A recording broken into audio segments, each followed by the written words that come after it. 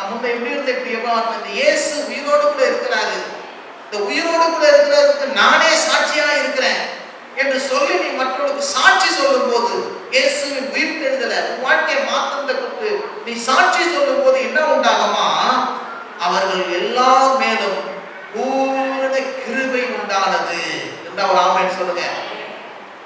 சாட்சியாய் வாழ்வது, சாட்சி பகர்வது, இயேசுவுக்கு சாட்சிகளாய் நிற்கும் போது என்ன உண்டாகும்? உங்க வாழ்க்கையில பூரண கிருபை உண்டாகும். சொல்லுங்க, பூரண கிருபை உண்டாகும். அவர்கள் எல்லார் மேலும் தேவனுடைய தயவு, அவர்கள் எல்லார் மேலும் தேவனுடைய கிருபை, காருண்யம் உங்க மேல என்றென்று என்ன பண்ணாங்க? காணப்படும். தேவனுடைய தயவு உங்க மேல இருந்துச்சுன்னா எந்த சக்தியும் உங்களை ஒண்ணு செய்ய முடியாது. இந்த ஒரு ஆமென் சொல்லுங்க. நிலங்களையும் வீடுகளையும் உடையவர்கள் விற்கப்பட்ட கிரயத்தை கொண்டு அப்போஸ்தலர் பாதத்தில் வைத்தார்கள்.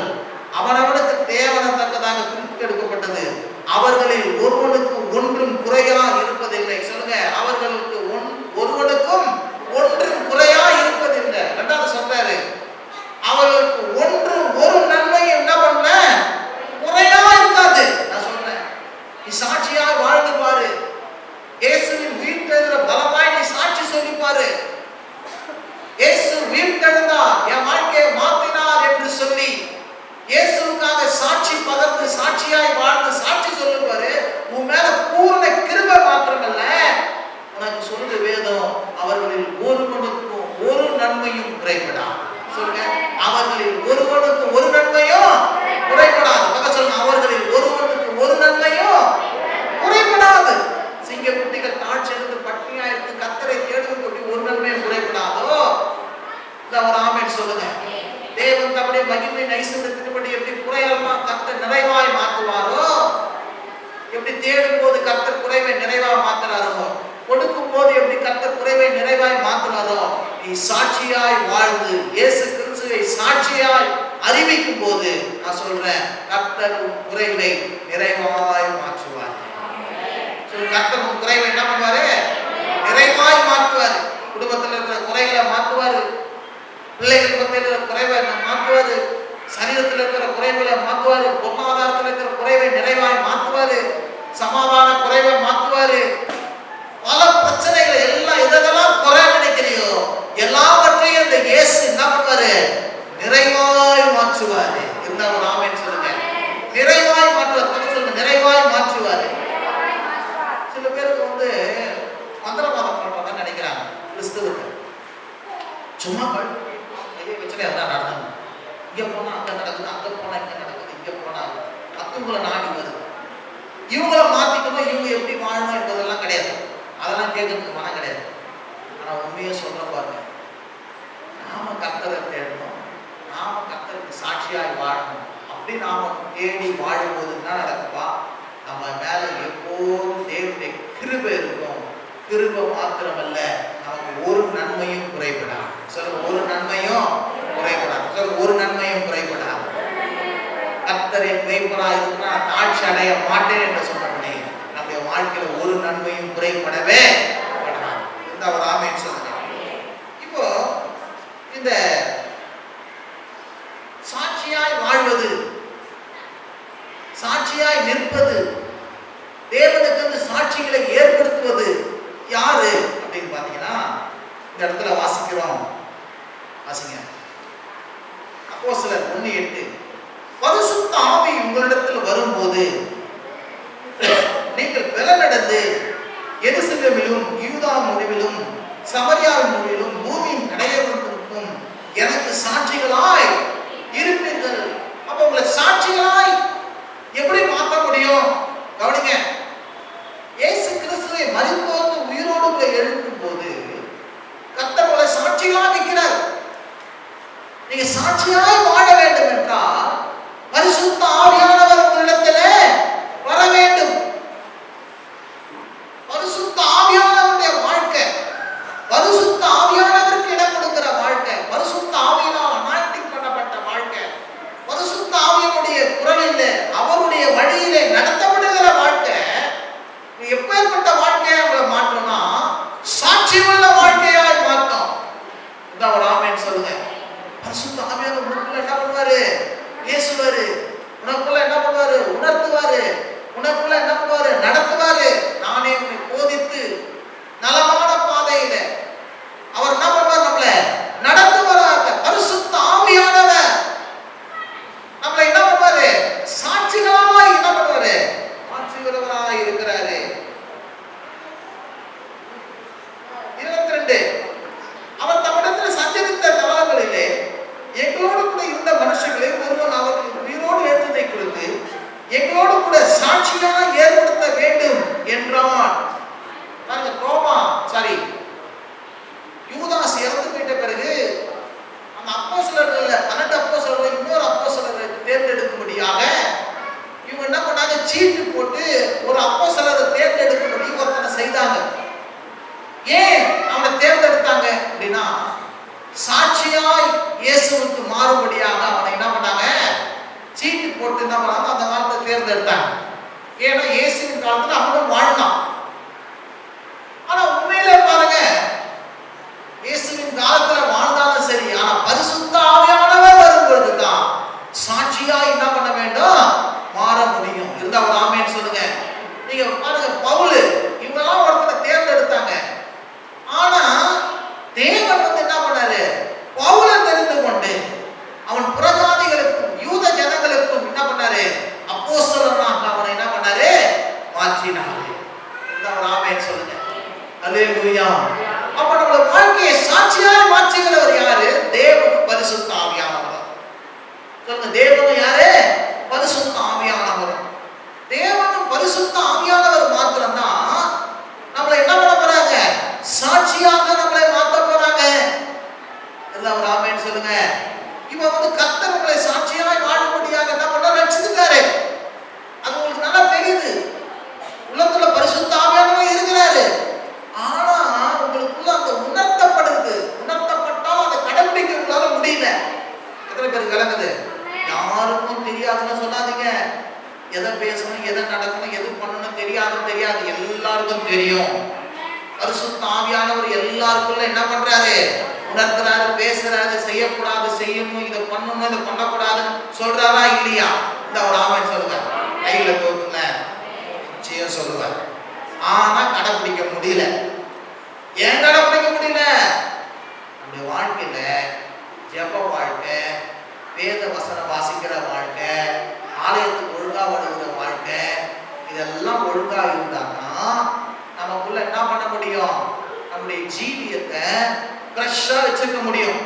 ஆலயத்துக்கு வராம, வசனத்தை கேட்காம, ஜெபிக்காம, நம்ம தேவனை தேடாம இருந்தா பரிசுத்த ஆவியின் குரலை கேட்க முடியாது. பரிசுத்த ஆவியானவருக்கு கீழ்ப்படிய முடியாது. தேவனுக்கு கீழ்ப்பட முடியவே முடியாது. அதுதான் ஆலயத்துக்கு வாங்க, வந்து உட்காருங்க. நான் கல்லான இருக்கிற இருதயத்தை எல்லாம் கர்த்தர் என்ன பண்ணுவாரு? ஆவியானவர் சதையான இருதயமா என்ன பண்ணுவாரு? மாற்றுவாரு. கேளாத காதெல்லாம் கேட்கிற காதா மாற்றுவாரு. வணங்கா கழுத்தெல்லாம் என்ன பண்ணாரு? வணங்குகிற கழுத்தா மாற்றுவாரு. ஒழுங்கின்மையெல்லாம் ஒழுங்கா மாற்றுவாரு. கரடு முரடெல்லாம் சமமா மாற்றுவாரு. கோணலாடையெல்லாம் செவையாய் மாற்றுவாரு. இருளெல்லாம் வெளிச்சமாய் மாற்றுவாரு. இந்த ஒரு ஆமென் சொல்லுங்க.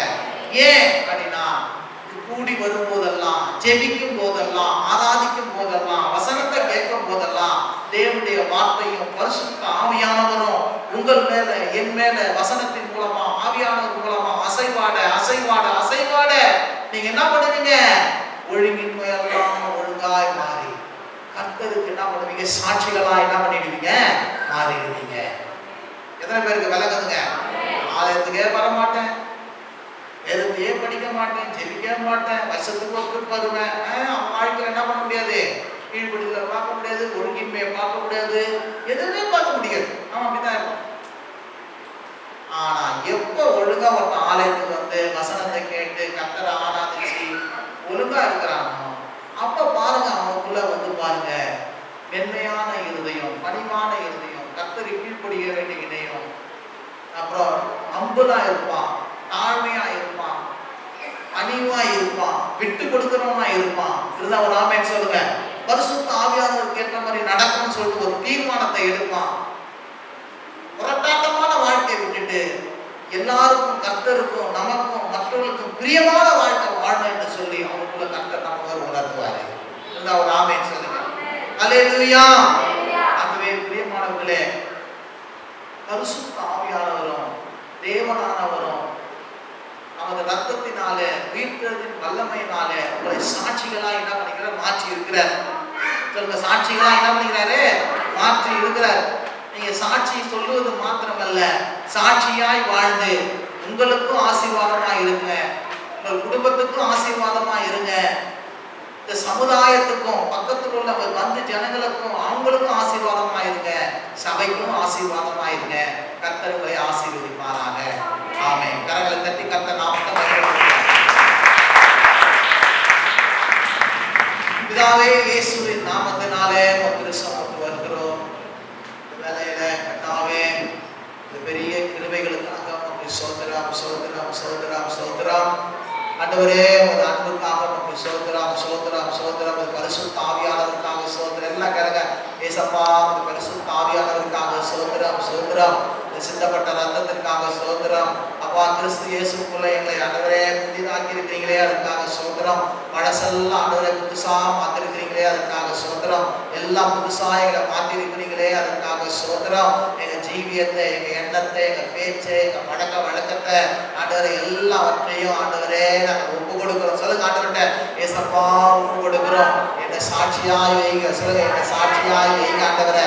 ஆண்டவரை சாட்சி சொல்றது மாத்திரமல்ல, என்னுடைய குடும்பத்துக்கு சாட்சியாய் வைங்க, நண்பர்களுக்கு சாட்சியாய் வைங்க, வந்து ஜனங்களுக்கு சாட்சியாய் வைங்க, சபைக்கு சாட்சியாய் வைங்க. மற்ற எல்லா ஜனங்களுக்கும் என்னை பார்க்கும் போது ஏசப்பா பிள்ளை என்று சொல்ற விதத்துல என்னை சாட்சியா நீங்க வைக்கபடியாய் ஜெபிக்கிறோம். அப்போஸ்தலர்களுடைய சாட்சிகளாய் மாறினார்களோ ஆண்டவரே, எங்களை ஆண்டவரே இந்த காலகட்டத்துல சாட்சிகளாய் மாறி ஒரு நாமத்தை நாங்கள் மகிமைப்படுத்த அப்பா எங்களுக்கு கிருபை செய்யுங்க. சொல்லுங்க, அப்பா எங்களுக்கு கிருபை செய்யுங்க. ஒரு பரிசுத்த ஆவியானவரை எங்களை உணர்த்துங்க. ஒரு பரிசுத்த ஆவியானவர் உள்ளத்துல ஆண்டவரை அசைவாடுங்க. ஒரு பரிசுத்த ஆவியானவர் எங்களுக்குள்ளாக கிரியை செய்யுங்க ஆண்டவரே. ஓ ரிமா சப்தா லகு சப்தா லகுத்ரா பக்தர கப்தர பதரவா. ஓ ஸ்தோத்திரம். எல்லாம் ஸ்தோத்திரம் பண்ணுங்க. ஸ்தோத்திரம், ஸ்தோத்திரம், ஸ்தோத்திரம், ஸ்தோத்திரம், ஸ்தோத்திரம். ஓ உமக்கு ஸ்தோத்திரம், ஸ்தோத்திரம், ஸ்தோத்திரம், ஸ்தோத்திரம், ஸ்தோத்திரம், ஸ்தோத்திரம். ஓ ஸ்தோத்திரம், ஸ்தோத்திரம். சொல்ல என்ன ஏசப்பாக்கு ஒப்பு கொடுங்க. ஏசப்பா ஒப்பு கொடுக்கிறோம். ஒருவேளை ஆண்டவரே நான் தவறா நடந்திருந்தா, ஒருவேளை அவசாட்சியாய் நடந்திருந்தா, ஒருவேளை மற்றவங்களுக்கு இடரெல்லாம் நடந்திருந்தா, ஒருவேளை மற்றவங்களுக்கு தடுக்கலாம் மறந்திருந்தா, ஒருவேளை ஆண்டவரே என்னை பார்த்து நீ ஒரு ஏசப்பா பிள்ளையா என்று என்னை கேட்டிருந்தா, ஆண்டவரே என்னை மன்னிங்கப்பா, என்னை மன்னிங்கப்பா. சொல்லுங்க, ஒரு ரத்தத்தினால என்னை கழுவுங்கப்பா, ஒரு ரத்தத்தினால கழுவுங்கப்பா. ஆண்டவரே, இனி முதல் கொண்டு உமக்காக நான் வாழ்வேன், உமக்கு சாட்சிகளாய் வாழ்வேன், ஒரு நாமத்தை நான் மகிமைப்படுத்துவேன், உங்களுடைய அந்த நாமத்தை நான் மகிமைப்படுத்துவேன் ஆண்டவரே. அப்பா சோத்திர சாட்சி சொல்றது மாத்திரமல்ல, என் வாழ்க்கையே நான் சாட்சியா வைப்பேன் ஆண்டவரே. அப்பா என்னை பார்த்து அநேகர் இயேசு வண்டியில வரும்படியாக ஆண்டவரே என்னை ஜீவனுள்ள சாட்சியாய் என்னை வைங்க, ஜீவனுள்ள சாட்சியாய் வைங்க, ஒரு பிள்ளையாய் என்னை வைங்க ஆண்டவரே. உமது திருக்கரத்துல என்னை ஒப்பு கொடுக்கிறோம். இது நாள் வரை எங்களை காத்து, இது நாள் வரை எங்களை வழி நடத்தும், இது நாள் வரை உதவி செய்த தெய்வம் இனி எங்களை நடத்தும்படியாக ஒரு பெரிய கிருபைகளை எங்களை ஒப்பு கொடுக்கிறோம். வந்த ஒவ்வொரு மக்களுக்காக உமக்கு ஸ்தோத்திரம். ஒரு உயிர்த்தெழுந்த வல்லமை இயேசு கிறிஸ்துவினுடைய ரத்தத்தை தெளிக்கிறோம். பரிசுத்த ஆவியானவர் ஒவ்வொருவரையும் சாட்சிகளாய் நீர் மாற்றுவீராக. உமக்கே கனம் துதி மகிமையை செலுத்துகிறோம். இயேசுவின் நல்ல நாமத்தினால் ஜெபிக்கிறோம் எங்க நல்ல பிதாவே. ஆமென். என் ஆத்துமாவே கர்த்தரை ஸ்தோத்திரி, என் முழு உள்ளமே அவருடைய பரிசுத்த நாமத்தை ஸ்தோத்திரி. என் ஆத்துமாவே கர்த்தரை ஸ்தோத்திரி, கர்த்தர் செய்த சகல உபகாரங்களையும் மறவாதே. ஆமென். உடைய கர்த்தராகிய இயேசு கிறிஸ்துவின் கிருபையும் பிதாவாகிய தேவனுடைய அன்பும் பரிசுத்த ஆவியுடைய அன்பின் ஐக்கியமும் சமாதானமும் என்றென்றும் நம்மோடு கூட இருப்பதாக. சென்று வாருங்கள், கர்த்தருடைய ஆசீர்வதிப்பாராக. ஒரு வாழ்த்து தெரிவித்துக் கொள்வோம். எல்லாரும் ஜெபத்துக்கு வராதீங்க.